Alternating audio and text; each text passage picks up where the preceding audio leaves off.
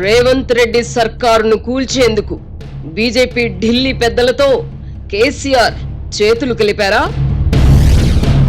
BRS ఎమ్మెల్యేలతో జరిగిన farm house సమావేశంలో కేసీఆర్ విప్పిన రహస్యాలేమిటి?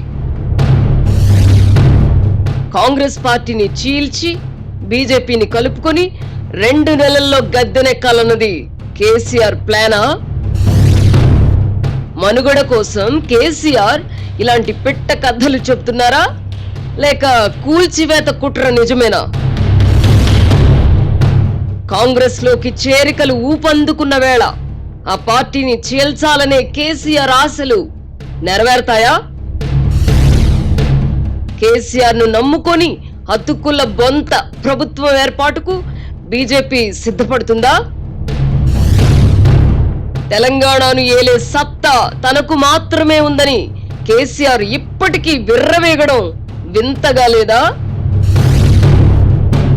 నిన్న ప్రతిపక్షాలను కబళించిన కేసీఆర్ నేడు హాహాకారాలు చేయడంలో అర్థముందా?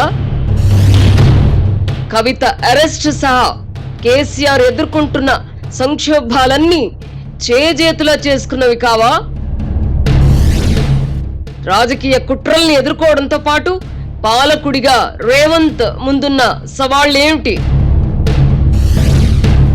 అసెంబ్లీలో ఒక్కరోజు హాజరు తర్వాత ఏపీ మాజీ సీఎం జగన్ రెడ్డి ఏమైపోయారు?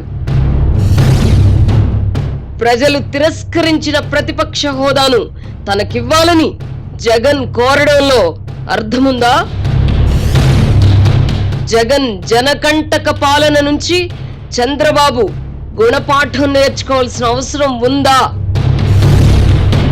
జగన్ పాలనపై కూటమి ప్రభుత్వం విడుదల చేస్తున్న శ్వేత పత్రాల వల్ల ఏమిటి ప్రయోజనం?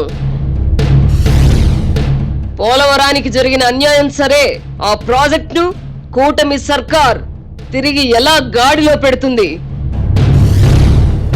దివంగత రామోజీరావు సంస్మరణ సభను ఏపీ ప్రభుత్వం అధికారికంగా నిర్వహించడం సబబేనా?